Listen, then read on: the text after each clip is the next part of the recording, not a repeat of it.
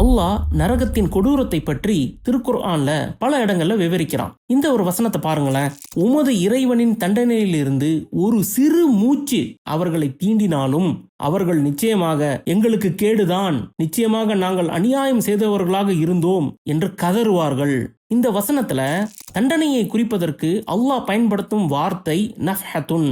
நஃப்ஹத்துன் அப்படின்னா அரபில ஒரு சிறிய மூச்சு காற்றை குறிக்கும். ஒரு உதாரணம் மூலமா புரிஞ்சுக்கணும்னா, நம்ம ஒரு கதவை மூடுறோம்ல, அப்ப கதவை மூடும் போது ஒரு சின்ன காத்து வெளியே வரும்ல, அதுதாங்க நஃப்ஹா. நரகத்தில் இருந்து வரும் ஒரு சிறிய மூச்சு காற்று கூட மக்களை அலறச் செய்யும் என்று அல்லாஹ் கூறுகிறான். இன்னும் இவங்க நரகத்துக்குள்ள போகவே இல்லை அப்படிங்கறத நீங்க மனசுல வச்சுக்கீங்க. நரகத்தினுடைய ஒரு சிறிய மூச்சு காற்றே மக்களால தாங்க முடியாம அலறுவாங்கன்னா, நரகத்துக்குள்ள இருக்கிற தண்டனை எப்படி இருக்கும் கொஞ்சம் கற்பனை செஞ்சு பாருங்க. அல்லாஹ் நம் அனைவரையும் நரக நெருப்பில் இருந்து பாதுகாப்பானாக. ஆமீன்.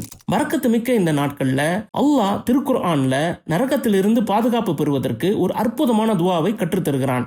அந்த துவாவை நீங்கள் தொடர்ந்து ஓதுங்கள். எங்கள் இறைவனே, எங்களை விட்டும் நரகத்தின் தண்டனையை தூரமாக்கிவிடு. நிச்சயமாக அதனுடைய தண்டனை நிலையானதாக இருக்கிறது. சிறிது நேரமோ அல்லது நீண்ட நேரமோ தங்குவதற்கு அது மிக கெட்ட இடமாகும்.